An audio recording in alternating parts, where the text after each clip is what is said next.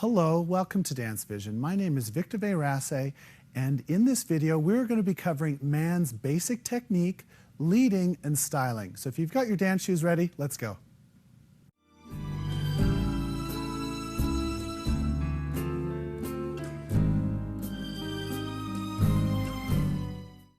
Number one is posture. What I'd like to talk about first is how we're going to align our body in a correct posture so that we can dance in a balanced form from one foot to another. First of all, I'd like you to think of 4 blocks of weight. Number 1 will be your head, 2 your shoulders, 3 your rib cage, and 4 your hip girdle. What I'd like you to focus on is that those blocks of weight, as we bend our knees or we go up on the toes, are going to be perfectly aligned. So for this example, I'm going to use a chair to give you a better feel for this. Now what I'm going to do is sit in the chair, and I'm going to try and sit with as straight a posture as possible, feeling that those blocks of weight are perfectly lined up. So of course we don't want to arch our backs, lean back, or of course lean forward. Okay? Now you're going to feel that the abdominal muscles are pulling up in a lengthened fashion. Now to give you a greater sensation of those abdominal muscles pulling up, I'd like you to place both feet out ahead of you, crossing the feet and feeling as though those muscles are working in terms of pulling those blocks of weight in a lengthened position. Okay? Now, of course, in dancing we have many different positions where our blocks of weight are going to change from a vertical position through different sways, which we will discuss later in terms of sway.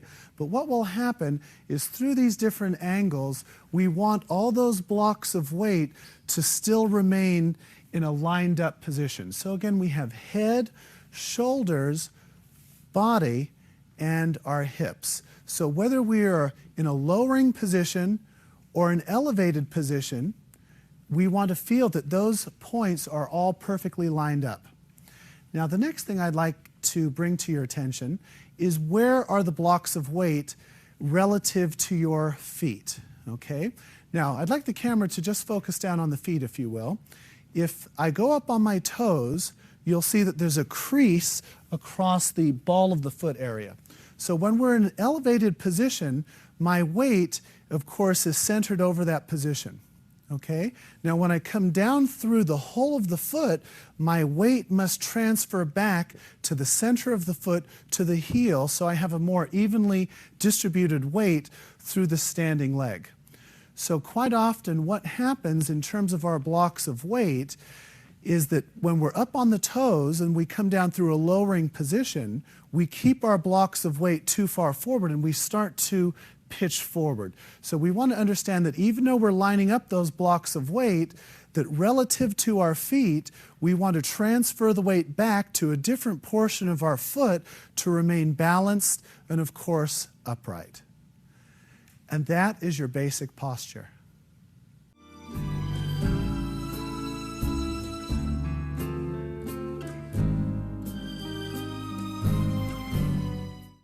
Number 2 will be our basic dance position relative to the lady.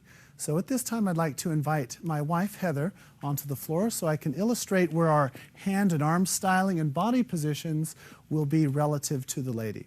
So first of all, I'd like to bring to your attention that when we dance in closed body position, that we are going to cut our bodies in half. So I have a left front and a right front, and the lady is going to dance on my right front. So we're basically dancing in an offset position. So if we come down with our arms to our sides, you're seeing that she's on the right half of my body. I'll turn to back the camera so you can see that more clearly. Okay. Now, the reason we want to do that is so that our legs have 4 lanes. So of course, my left leg is in the outer lane. We'll say that's lane number 1. The lady steps between my feet. That's lane number 2. Lane number 3 will be where my right foot will go between the lady's feet. Lane 4 is where the lady's left leg will be on the outside of my right leg. So it's very important to have our body position in an offset position, in our closed position, so that we can move our legs freely and that we can have a counterbalance through our bodies. So what we want to be very careful of, gentlemen, is throughout the different figures that we have is dancing two square to our partner. Square meaning that our basic position will be hip to hip. So we want to make sure that through the many different figures that we remain in that position so that we have greater consistency as far as our body and head weights. Okay? Now I'd like to discuss now where the hands will be placed. So first of all, when I ask a lady to dance, in terms of leading her into position, I offer my left hand so that she knows I'm preparing to bring her into position. I draw her in, and if you'll notice, we'll just take this a different angle here. As I invite Heather in, you'll notice that she's lifting her left arm, and my right arm, when it's about to be placed, will be the last thing that we actually connect to the lady. So I'm going to allow her to take a posture and form before I place my right arm. What I feel happens initially, gentlemen, I'll take it from a different angle here, is that, gentlemen, when you're asking a lady to dance, you get a little too anxious with the right arm and you bring her in and she loses the shape and balance that she would like to have for her own dancing. So in placing the right arm, what I'd like to bring to your attention, where the side of her body intersects her arm, this will apply for waltz, foxtrot, quick step, and of course Viennese. I'm going to place the cuff area of my shirt at that intersecting point and then simply let my hand cup the shoulder blade area of her left shoulder blade. Okay? All right? So for tango, I would hold a little bit lower because the characteristics of that dance are a little bit lower, just slightly across her spine with my fingertips. But for the other four dances, I want to connect where I said earlier, the side of her body intersects her arm, and I simply just cup that very gently. Okay? So if I ask Heather to come in, you'll notice my right arm will connect after she gains contact with me, and then we have a very easy and light contact point. Now, as far as the left arm goes, I'll turn to this angle so you can see more clearly. As far as my left arm goes, you're going to see many different angles with the arm. What I'd like you to think of is that the arm is a little bit greater than 90 degrees when it comes in, and the forearm is approximately, we'll say, at about 65 to 70 degrees. We want to make sure that the arm is not too flat or too upright, say as in Latin. So as I draw the lady in, the angle of the forearm is very important for your styling, okay? Because quite often men get too flat an elbow. Of course, you can see that, and it looks as though, whether I am or not, it looks as though I'm pressing down on the lady's right arm, of course gaining leverage, which we don't need, okay? Now I'll turn for a different angle so you can see it from the back. So when I draw her in, you can see the angle of my arm. Now in tango, because the arm styling is a little bit sharper, it will be less than 90 degrees. And of course, as I mentioned earlier, my right arm is lower, being placed in the middle of her back with my fingers slightly across her spine. Okay? So those two arm styling positions are very, very important to create not only a nice look posturally, but also for the comfort of the lady. So I'd like to just repeat that one more time if I may. So this is for, say, waltz, foxtrot, quick step Viennese waltz. Again, I invite the lady in, we gain contact, and now I place my right arm. That way she feels comfortable in being able to place her own weight over her own feet and create the shape that she would like. Now, to assist you in lining up your blocks of weight more vertically, and I'll turn to the backing the camera for this, what I'd like you to do, gentlemen, is stand on your left foot so you feel as though you line your head, left shoulder, hip, and foot all in a line. So when I invite the lady in, I'm able to keep my body and head weight clearly in my own space. Okay? What I feel by doing this, it assists you in knowing where your body weight is by lining it up over your left foot. Quite often, the inconsistency of possibly standing on your right foot, if you can see, I'm lining my head, shoulder, hip, and foot, and now, of course, I'm leaning on the lady. So, of course, our spacing between the two bodies is starting to overlap. So what I want to try and do again is line my head, shoulder, hip, and foot over that left foot. And you can see we have spacing here. If Heather were to put her arm across my right shoulder, you can see we have two distinct spaces of head weight and body. And of course, as I mentioned earlier, because we're in a right front to right front position, that allows for greater freedom through the leg tracking. So that is our basic posture and stance relative to the lady.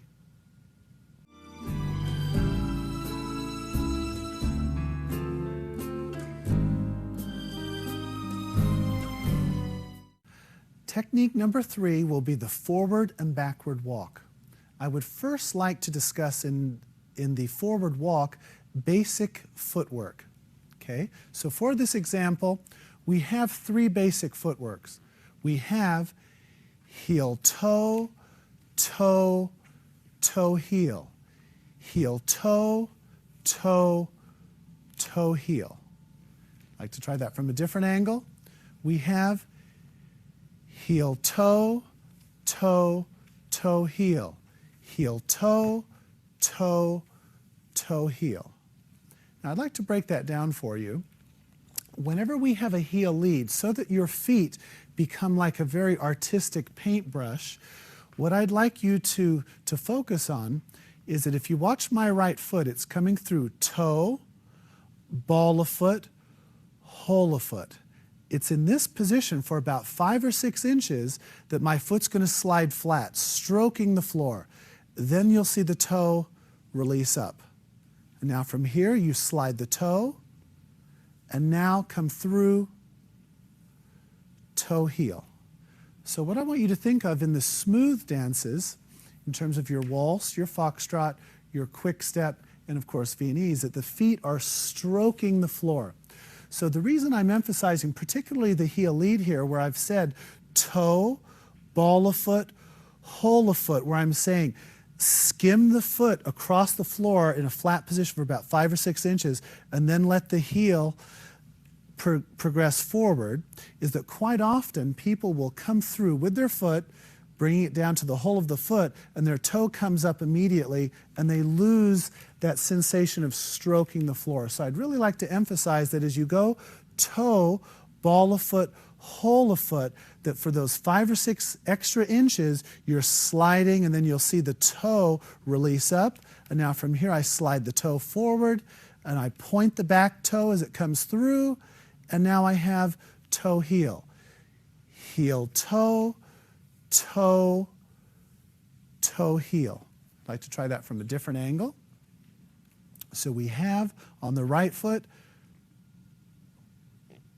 heel toe, toe, toe heel. Heel toe, toe, toe heel.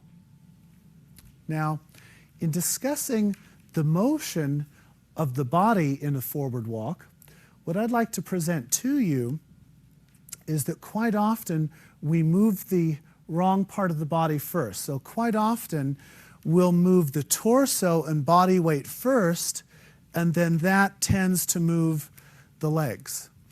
Okay, now if we move with the torso first, what happens is the lady absorbs all our body weight. So of course the lady, being smaller than we are, is getting pushed back, and of course a lot of weight coming towards her. So what I'd like you to focus on is that as you flex through the standing leg, in this case it'll be my left leg, I want you to feel it's the lever of the legs that will drive your center weight forward.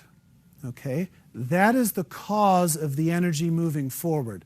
Try not to feel as though it's just your body weight and then the legs are simply following, because as I've stated earlier, the lady will absorb your weight and of course she'll fall back. Okay, so I want you to feel that the legs, as you flex them forward, right, that is the initiation of your center moving forward. As I move out into position, I have toe. You can see I'm not pitching my body weight forward. I have toe. I step forward, toe heel. Heel toe, toe, and toe heel. Okay, I'll try that from a different angle. So again, I'm focusing on the lever here. So we have heel, toe, toe, toe, heel. Again, the lever of the legs shifting the center. Heel, toe, toe, toe, heel. Okay? Now, what I'd like you to focus on in terms of the hip girdle area, now we've talked earlier about our basic blocks of weight being lined up.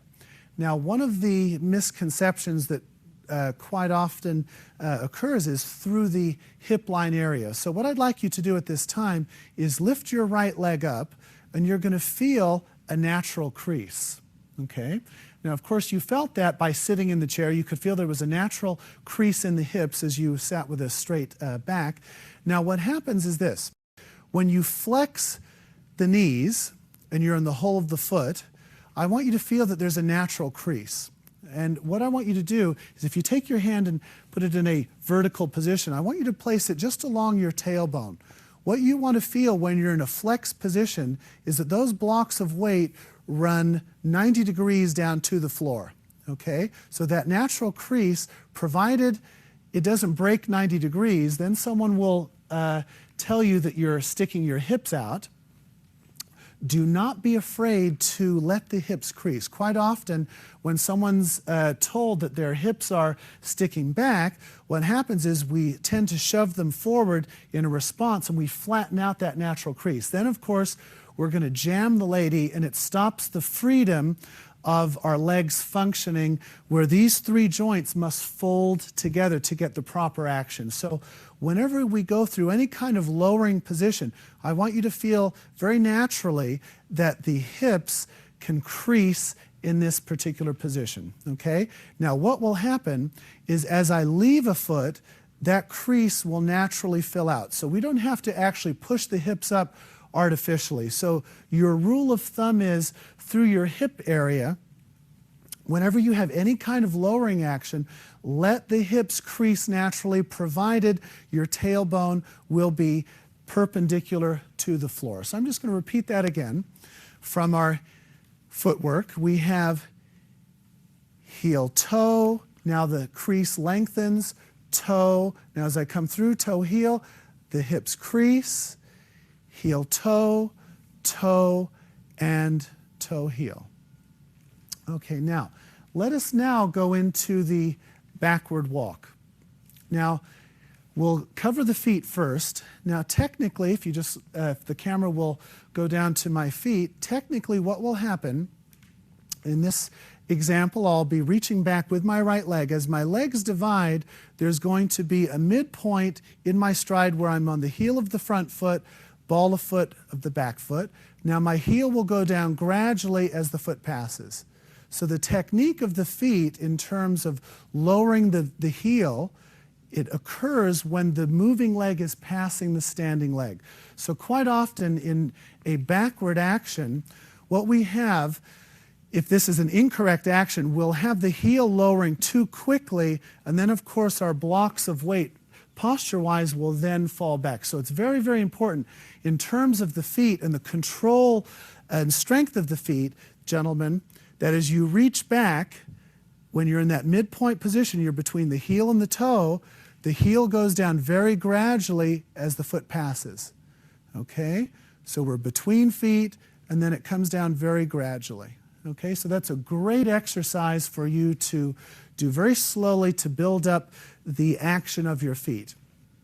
Now, in terms of the action moving back, with the feet, you're going to go heel, hole of foot, ball of foot, toe.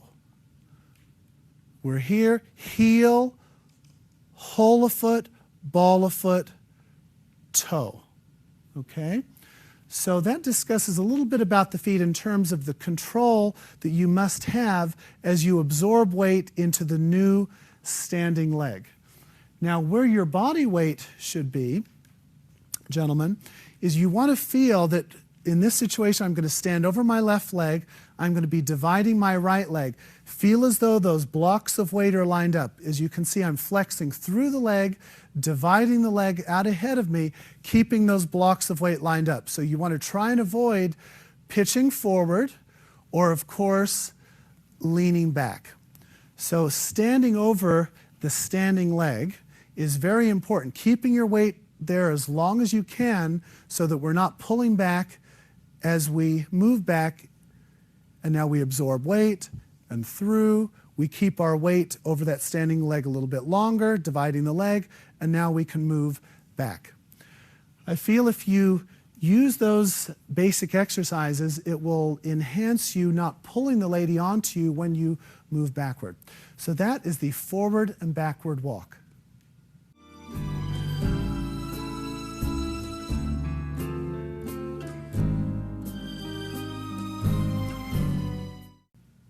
Number 4, the ranges of motion.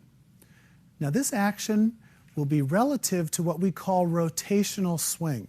So if you can picture, if I have a rope tied to an object and I swing it around me and it's horizontal to the floor. So we call these the ranges of motion. So this is our lowering action. And gentlemen, it's very, very important that you learn this because this is your steering wheel. This enables you to tell the lady we're turning left or right, whether you're going forward or backward. So first of all, I'd like to demonstrate them for you. So I'm going to back the camera on a diagonal so that you can see this more clearly. I'd like you to stand on your right foot with your left foot free. And what we're going to do, if you just watch me first, I'm going to rotate my body and my leg from right to left. So as I bend through my right leg, I'm rotating through the knee, thigh, and hip, and of course my torso from right to left. So you can see there's a torquing action which will enable me to lead a left turn. Okay? Now the second position, I'll turn to this diagonal, I'd like you to stand on your left foot with your right foot free. Now you're going to rotate the knee, thigh, and hip of the left leg from left to right. So as you can see, there's a winding up, a torquing action rotating from left to right. That will enable you to use a lead to tell the lady we're turning to the right. Okay? Now, we're going to go backwards. I'd like you to stand on your right foot with your left foot free. Now what I'd like you to do is rotate through your right leg, your knee, thigh, and hip, and I want you to rotate from left to right. From left to right. As we go backward, we're now able to lead a right turning figure even if we're moving backward. Now I'd like you to stand on your left foot with your right foot free in a forward position. Now as you lower through your left knee, thigh, and hip, we're going to rotate from right to left. Again, as you can see, there's a torquing action as I rotate. Now we're able to lead a backward action telling the lady that we're turning left. Now I'd like to go over a few subtle points with the ranges of motion, and that will be this. Number 1, you want to focus on the legs being like a pulley action. They're interlinked. So I'll just turn at this angle for the camera. So what I mean by that is if I stand on my left leg, when my left leg is flexing, it's telling the right leg exactly when to move forward, and it's also telling the leg the speed. Okay? So they're interlinked. So what happens quite often when we have a basic lowering action, we disconnect one leg from the other. So in other words, I'll bend through the standing leg, this leg is frozen for a period of time, and then all of a sudden it moves. So you can see they're disconnected. So I've lowered, then of course my leg moves. Or the other could be true, where I move my leg and then I bend. So the object of this is that we want to think that the legs are like pulleys. When I flex through one leg, it's telling the other leg when to move through and also the speed to come through. So I'll change angles for you. So if I stand on my right leg here, my left leg is coming through because my right leg is telling it exactly when and how fast. Okay, so that's point number 1. Point number 2, I'd like you to focus on turning, say in this situation to the left. I want you to think of your belt buckle. That as I lower through my right leg and hip, as my left leg goes forward, whatever amount of turn I have, my moving foot, the pointing of the toe, and my belt buckle are the same alignment, okay? Quite often when we create a turn, whether we go forward or backward, the feet will turn out and my foot will be one alignment and my center or belt buckle will be a different alignment.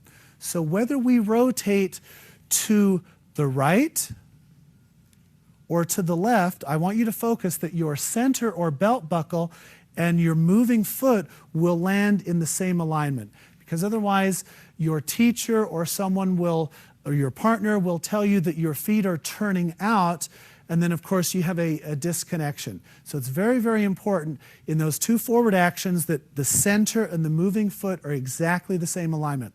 And of course, going backward, if I lower and move back, as my toe turns in, my center and belt buckle are exactly the same alignment as my moving foot.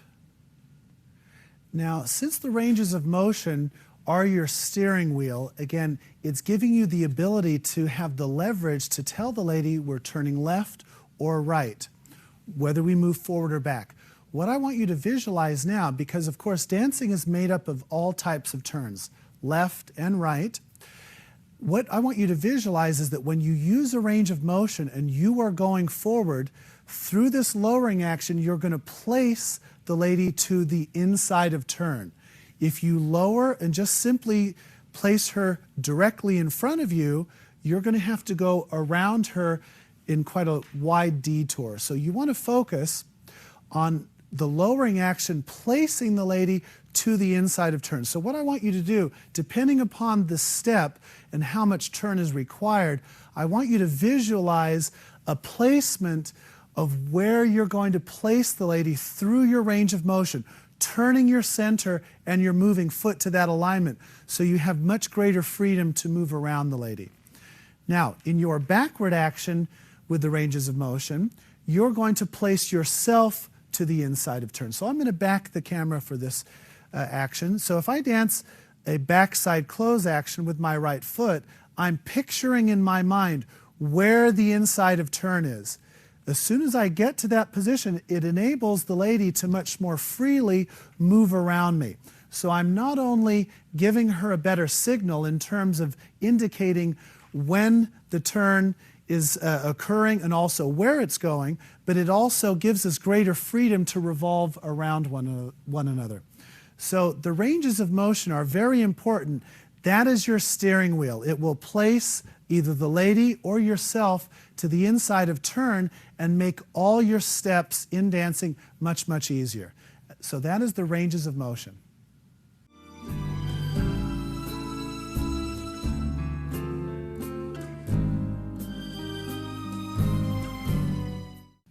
Number 5, sways.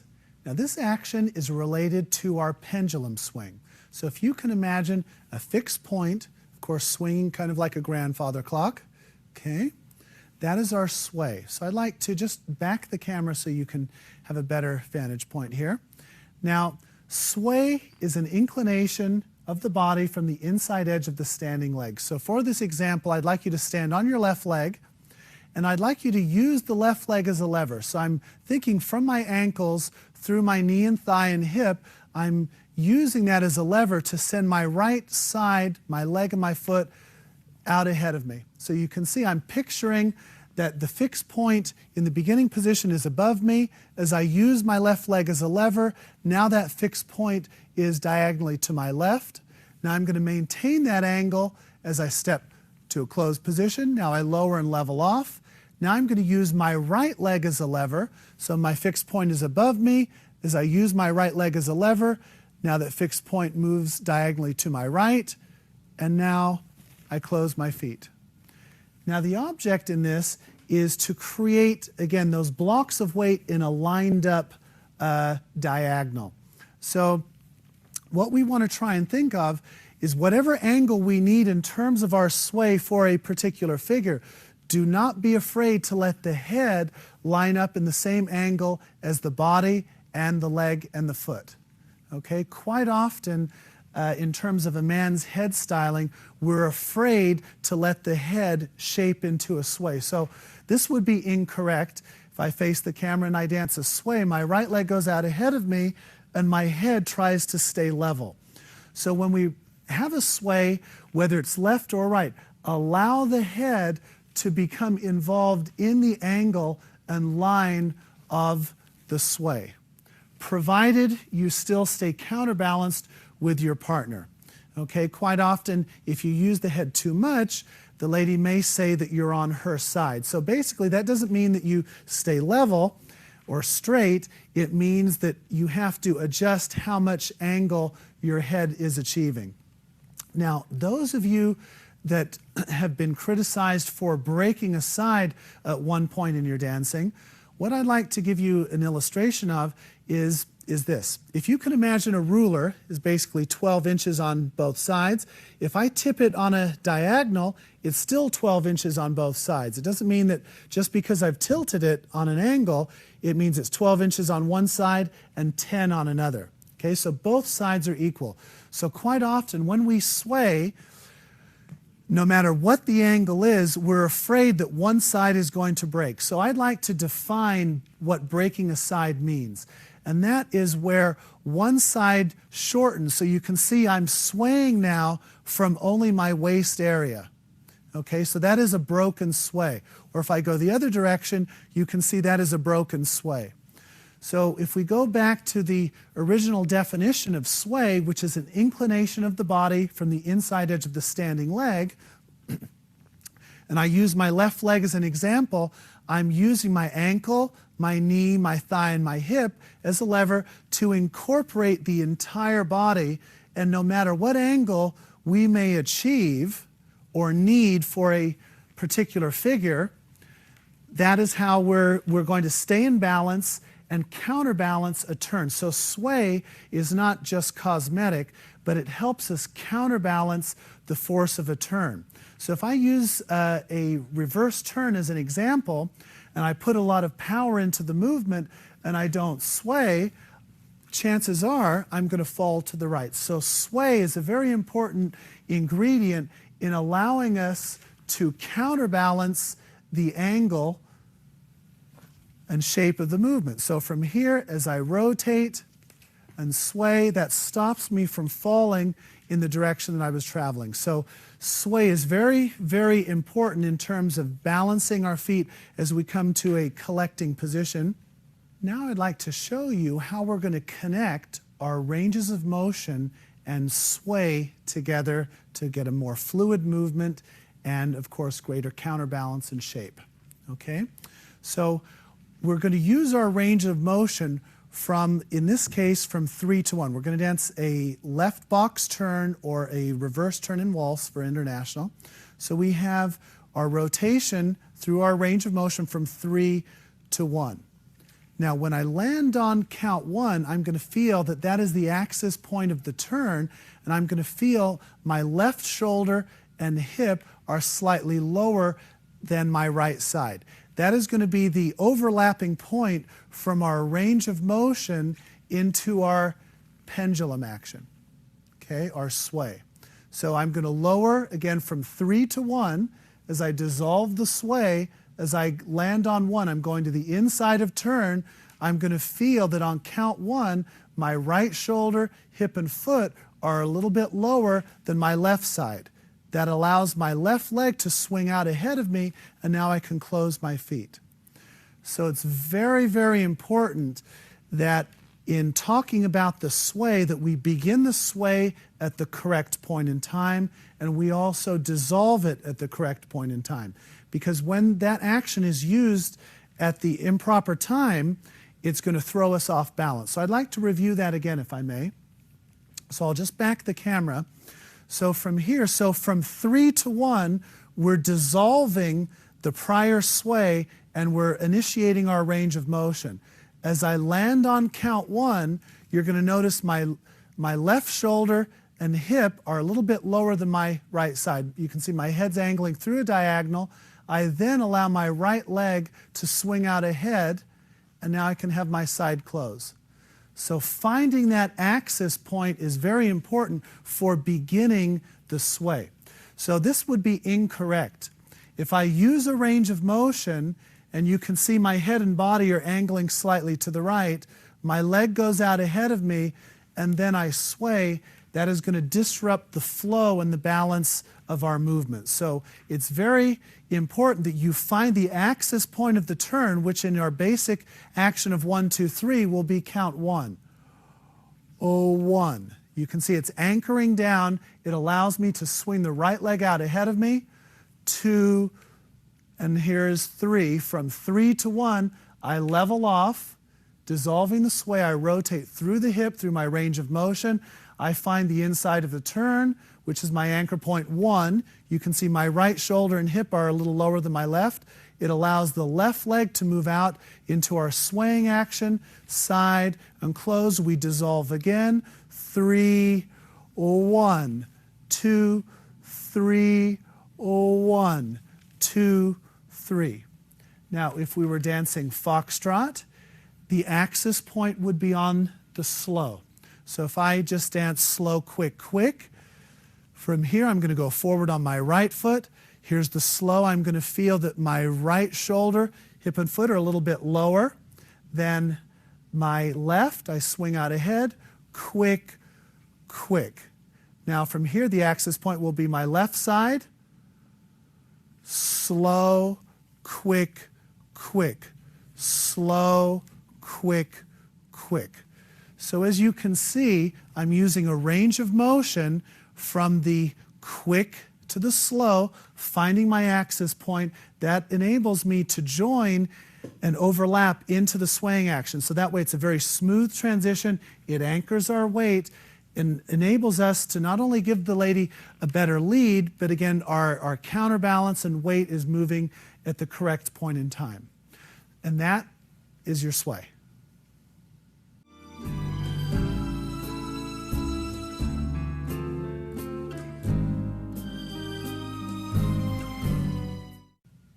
Number 6, artistic stretch.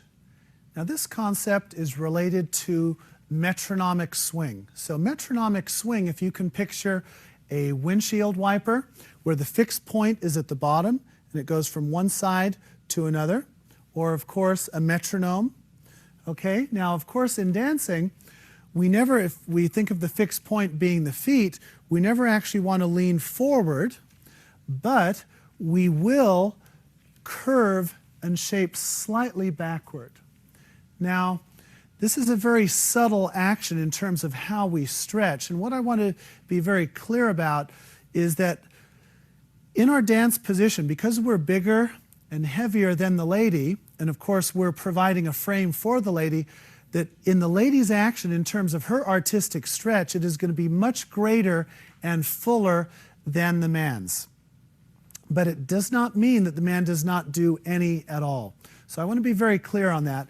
And what I'd like to point out before I describe how to do this, if you take any CD cover these days and you look at a picture of one of the top couples in the world and you see them in some type of moving line or picture line, what will happen is you'll see the lady having a beautiful stretch, possibly backwards, whether it's a line figure or a moving figure, but you will see a man creating a stretch. And so what I did for myself, I took a protractor and I put it against the picture and I actually measured the angle that some of these men were. And of course, in dancing, you never want to be perfectly 90 degrees all the time. So just out of my own curiosity, I measured some of the angles that the gentlemen were stretching to. And quite often they were stretching as much as, say, 70 degrees. So possibly for your own interest, you can take a CD cover and actually see what I'm talking about. And that will give you a great example visually.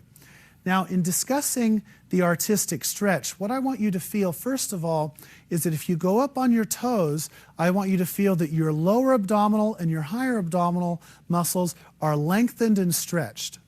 Now, what I want you to feel is that if someone were to place their arm just below your shoulder blades, that you're going to stretch up and over that bar, being very careful not to knock, say, the bar off, right?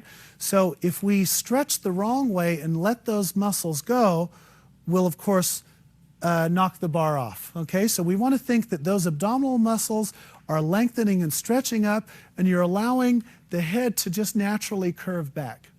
So after we have gone, as an illustration, through our ranges of motion, our swaying action, now as we close our feet, there's a stretching action that as I close my feet, my abdominal muscles are stretching, and I'm creating a curve back through my center, out through my head. So it's not perfectly straight, even though we're going through a diagonal. There is a slight curve back. Okay, I'm going to change angle so that you can see that more clearly. So I have, say, 1, 2, 3. So there's not only an angle in the sway, but there's a very subtle curve back. So of course that will also apply whether I shape to my right, there's a slight curve back. So of course moving figures are going to be much more subtle in the stretch and the curve than line figures. So I just like to illustrate, say, a line figure for you. If I dance a throwaway, I have my sway, and of course there's also a curve back. You're going to use your head and body weight through many different actions, and that is your artistic stretch. And so the most important thing that we must understand is that we need to create that artistic stretch from the right area. And that again is from the abdominal muscles lengthening and stretching so that you can produce a curve. Again, never trying to compete necessarily against the lady, because again, her shape is going to be much fuller. It is relative to counterbalancing her shape so that we can remain balanced as a couple. And that is artistic stretch.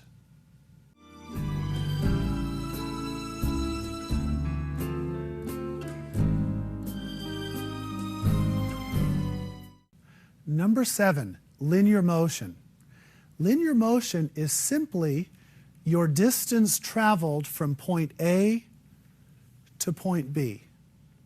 Now, how we can increase the drive from point A to point B when we're dancing is what I mentioned earlier in terms of our forward or backward walk.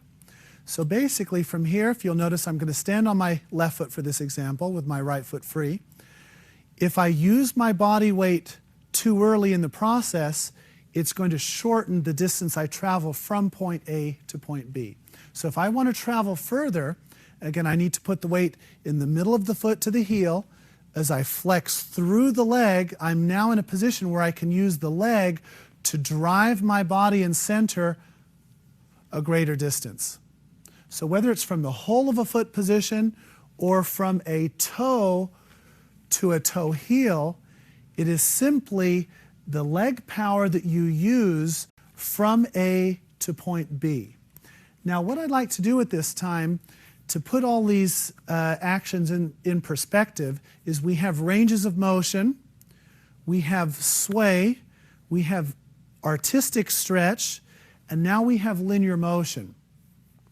Our job as dancers, whether it's male or female, is to keep these actions all in balance so that we produce maximum shape and maximum dynamics.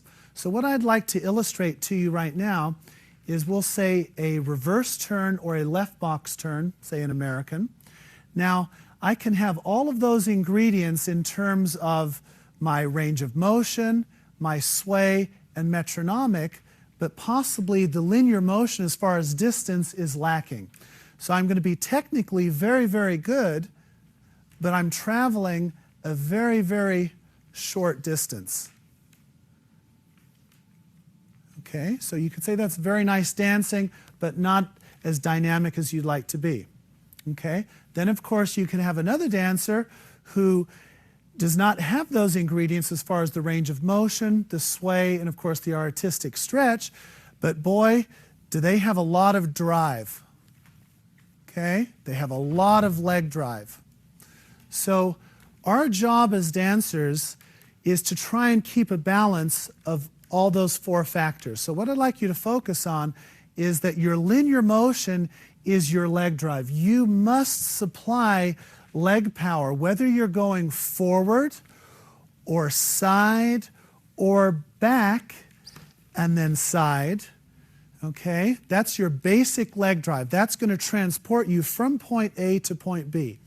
Now, where you have the technique in terms of placing the lady to the inside of turn, the counterbalancing of that force of movement with your sway and your artistic stretch, is that that will enable you, when you put more power in, to stay on balance and, of course, be very dynamic and flexible in your shape.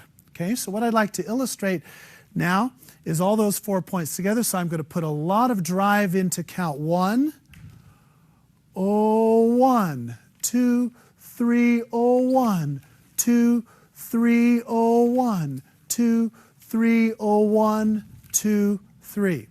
So in discussing linear motion, it is basically the leg drive driving you from point A to point B, but keeping in mind that you must use those 3 other techniques, which are the ranges of motion, the sway, and the artistic stretch, to counterbalance that extra force of drive that you're going to use to move more powerfully across the floor. And that is linear motion.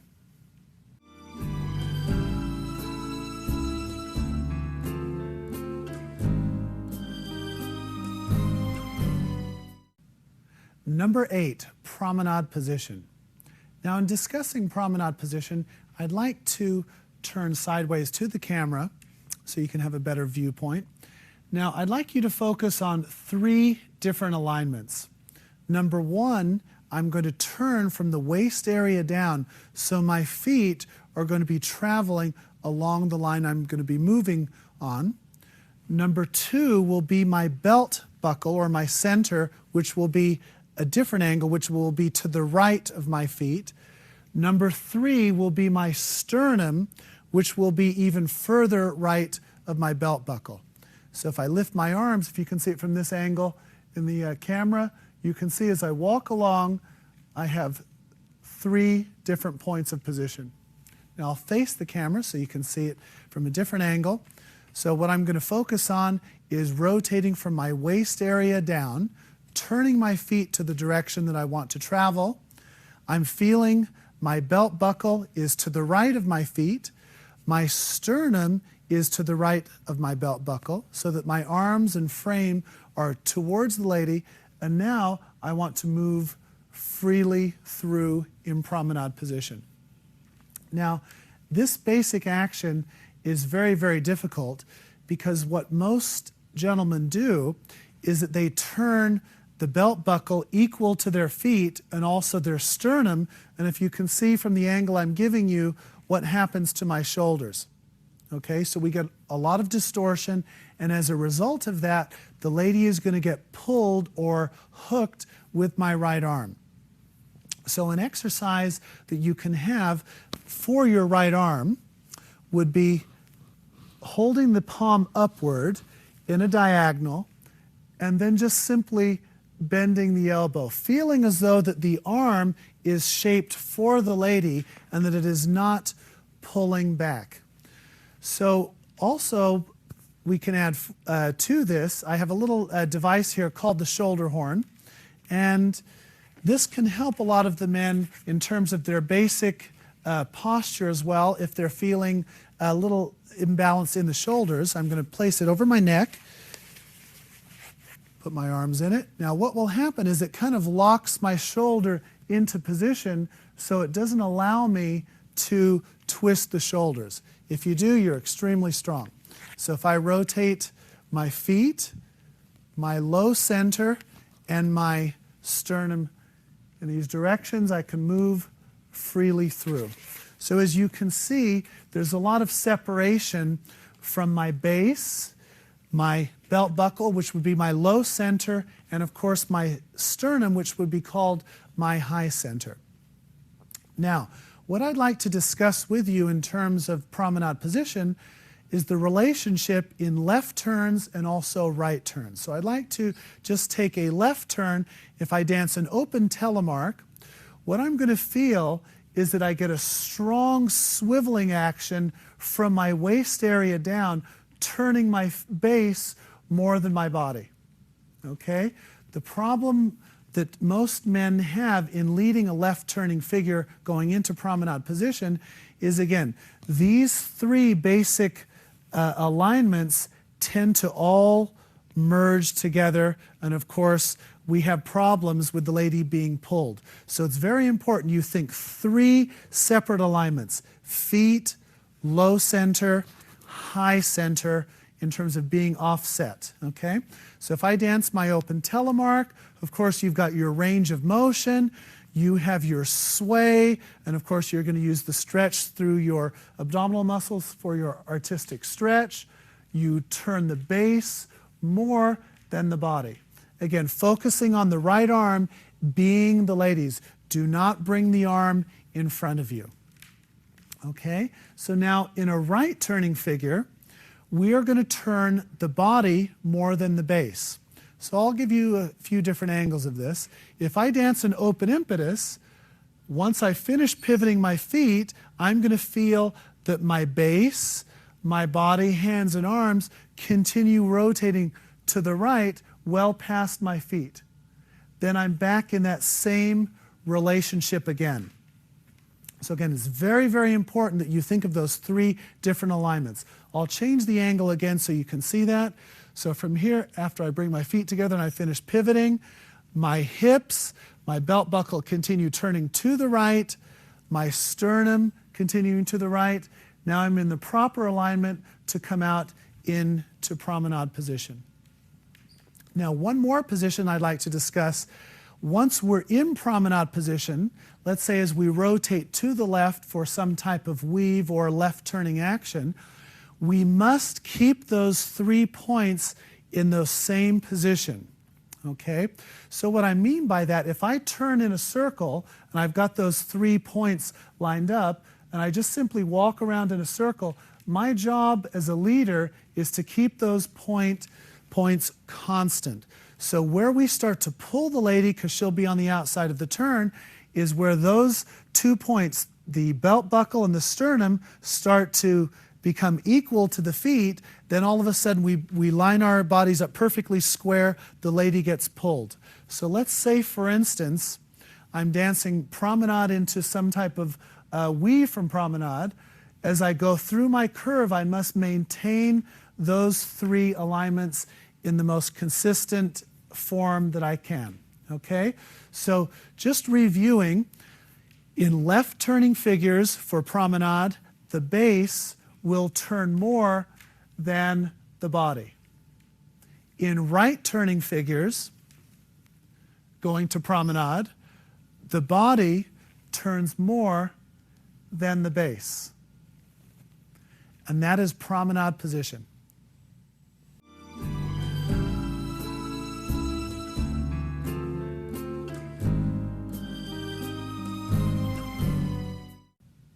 Number 9, outside partner positions. Now in our outside partner positions, we have 2 actions where we have one going backward through a lowering action and one going forward through a lowering action. And of course we have 2 actions going outside partner, going backwards where we're in an elevated position, and also going forward in an elevated position.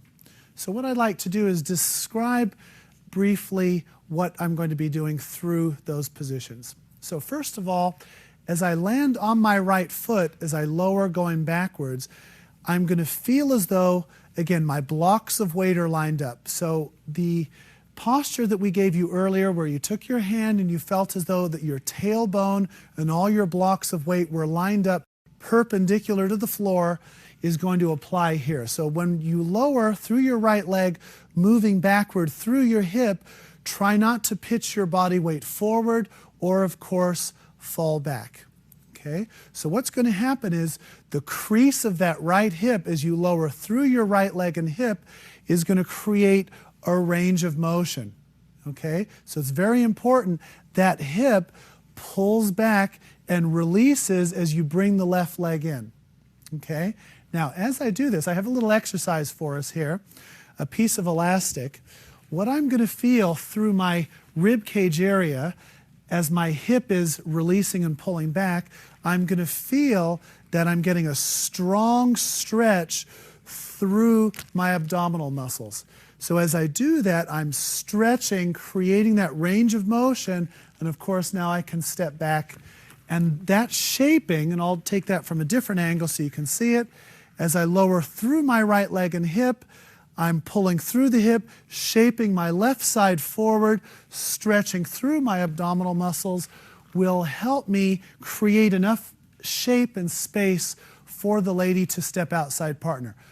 Quite often, when a man steps back trying to get the lady to go outside partner position, they just simply lower and go straight back. So there's no lead as far as shaping the hip to invite them outside partner. So that range of motion and that feeling of stretching through the abdominal muscles will greatly enhance, giving them the feeling that they can go outside partner as you step back. Now, also, as you're giving them that action, I'd like you to feel through your arms and hands that your hands and arms are theirs. Never feel as though through your backward action that your arms are pulling back as your base is working back. Feel as though as your base is working back, your hands are breathing forward to give them their own balance and shape.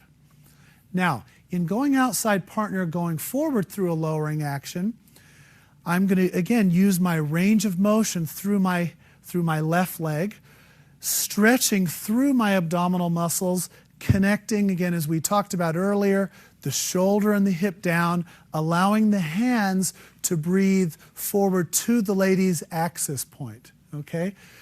Too often, we land through the lowering action, the legs and hips are inactive, and we just simply go very square through them, and of course, we'll either hit their hip or it makes it very difficult to bypass the lady's body. So again, that range of motion through the left leg and hip as you lower, stretching the abdominal muscles with that elastic, letting the hands breathe, feeling the lady can get to that axis point, and your right shoulder and hip are connecting down, enables you to get outside partner. So those are the two forward and backward outside partners through a lowering action.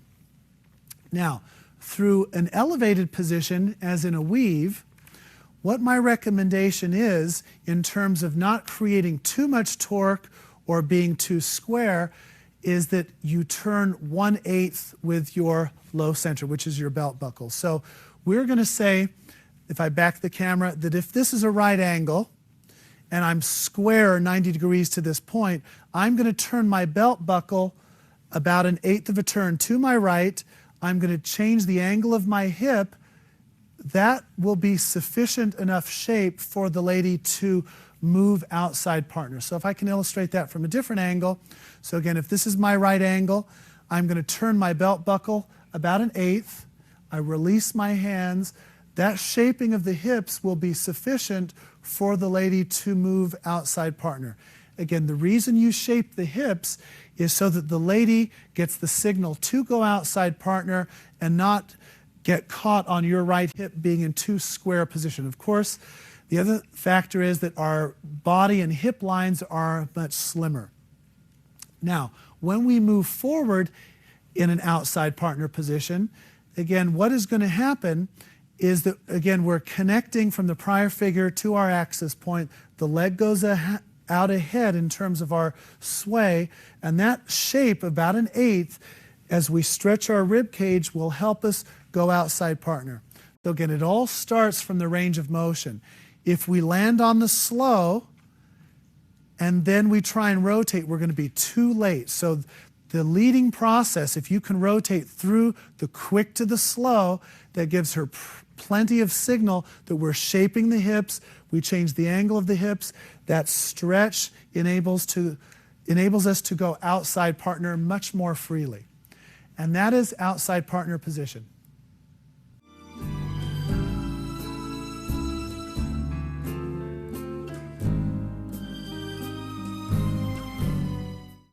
Number 10, lane changes. Now, in discussing lane changes at this time, I'd like to invite Heather on, if I may, to give you a few examples of my idea of lane changes. Now, in terms of lane changes, we're going to pick up with 4, 5, 6 of a reverse turn in waltz. So what I'd like you to think of, gentlemen, is this. Because we're in an offset position, we're going to say that the man is in lane 1, the lady is in lane 2. Now, as I use my range of motion to go from counts 3 to 1, I'm picturing myself going into lane 3.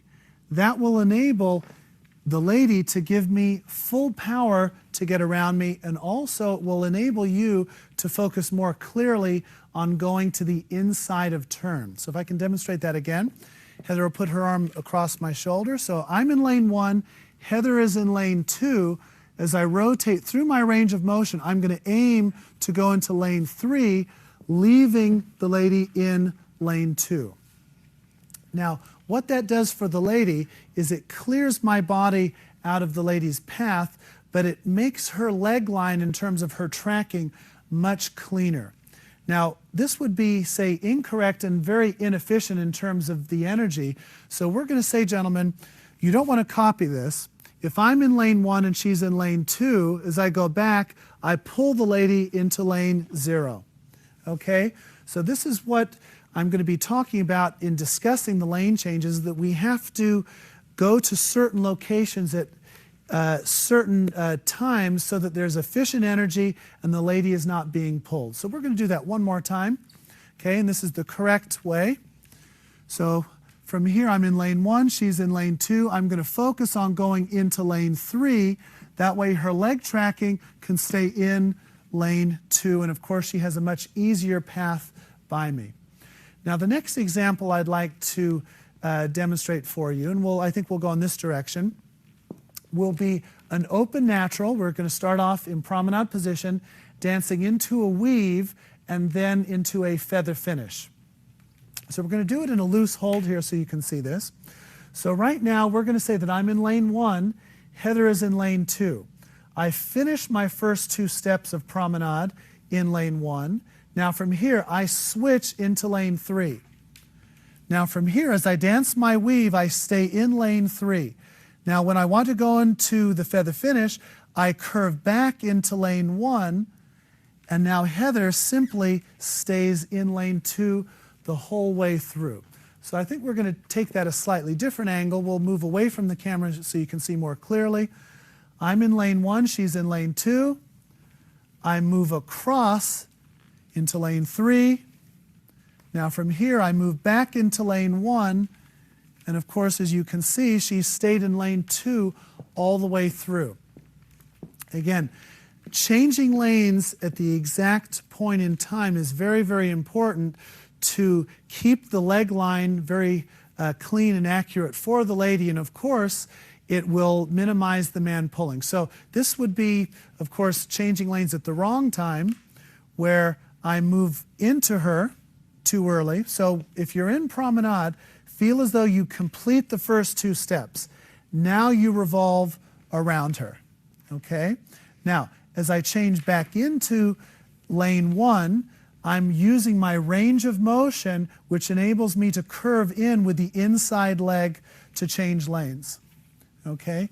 Quite often, when I discuss lane changes, men will get the wrong idea and they'll change lanes with the outside leg of the turn. So knowing exactly how and when you change lanes is very important to making the action efficient and stress-free. Again, so we're going to do it the correct way one more time in a loose hold. So if I move through in promenade, I move across her into the next lane. We dance our weave. I change lanes again, leaving the lady undisturbed and free of stress. Now, the last example that I would like to give you would be, let's say in tango, we're in promenade position dancing a natural promenade turn. I am in lane 1, she is in lane 2. I complete the first 2 steps of my promenade. I move in to lane 3. And then, of course, whether we go to promenade or whatever other figure you wish to go into, the lane change has been successful and stress-free. Okay, so we'll demonstrate that moving away from the camera. So complete the first 2 steps of promenade. Now you'll roll across her going into lane 3, and then of course I can open her up to promenade from that position. So again, what we want to avoid in all of the lane changes that we have is where you move the lady in to the next lane. It will be much more efficient and stress-free if you make the lane changes. There are only one or two situations like a wing position where a lady will switch on you. 99% of the time in dancing, you will make the lane change so that your body position stays consistent and the leg tracking is nice and clean. And those are the lane changes.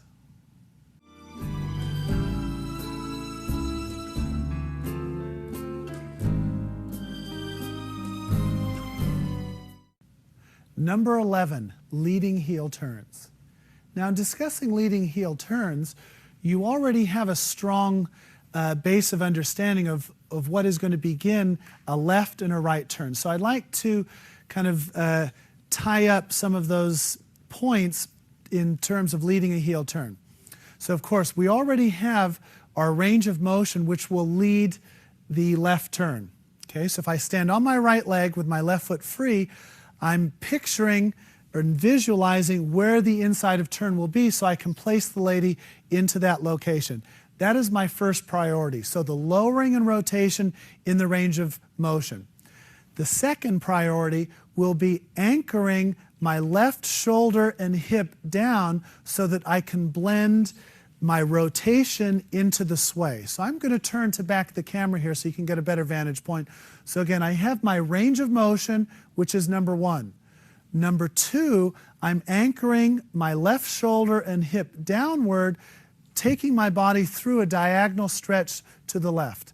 Again, that will tell the lady we're turning left and we are placing her to the inside of turn. Now, what will actually lead the heel turn itself will be the early rise in terms of your heel lead. So most of our heel leads will be placed heel toe, but as we bring the leg in, we're still in a flat position. So what is different about leading a heel turn is that the heel is going to peel up much, much earlier. So what I'd like to kind of illustrate, and you can practice with me if you will, so if you step forward on your left foot, just try and get an elevated position. Roll up through that foot. So you have heel toe,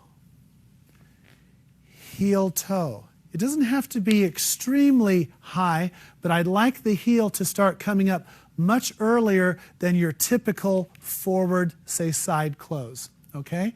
Now, as you rise up through the foot, so it's a much earlier foot rise, I want you to think of that elastic band that I had earlier, that as you rise up, you're stretching through your center muscles as you rise up, and it's that lifting action that will bring the lady's feet together. So that's the main thing that I want to emphasize.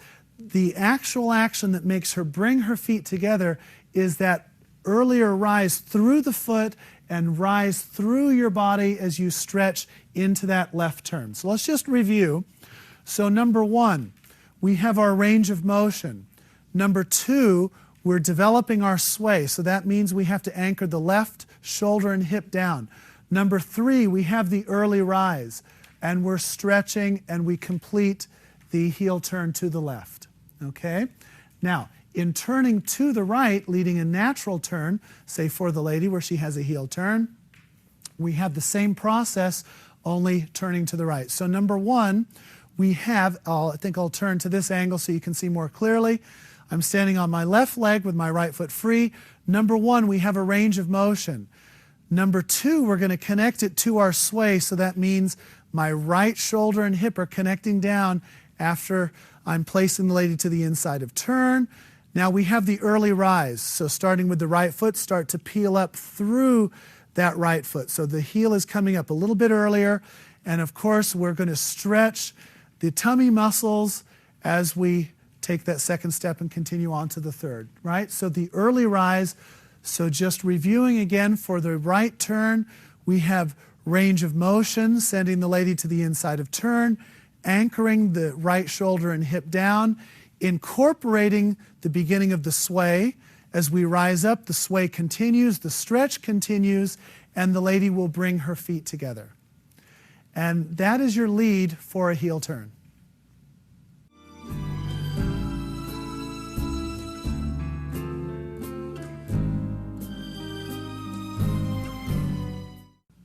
Number 12, styling variations. So as you can see, Heather has joined us again, and we're going to demonstrate for you two different variations, one with no styling, and then the next time with all our shapes in terms of different head stylings and sways. So we'd like to start off by demonstrating an overturned turning lock to the right with good posture and good balance, but absolutely no shape whatsoever.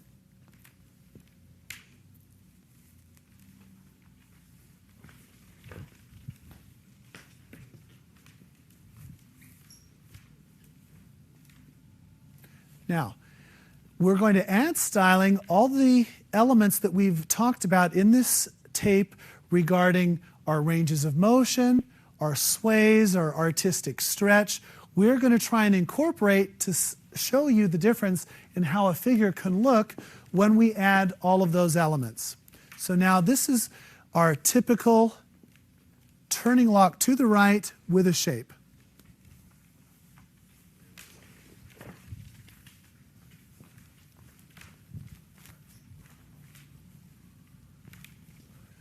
And now we'd like to dance a weave from Promenade in Waltz, the first time with no shape or styling.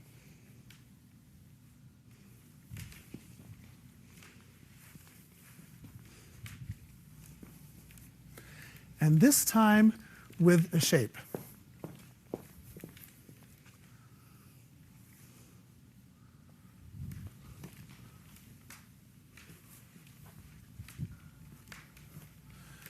So as you can see, those are two very basic steps.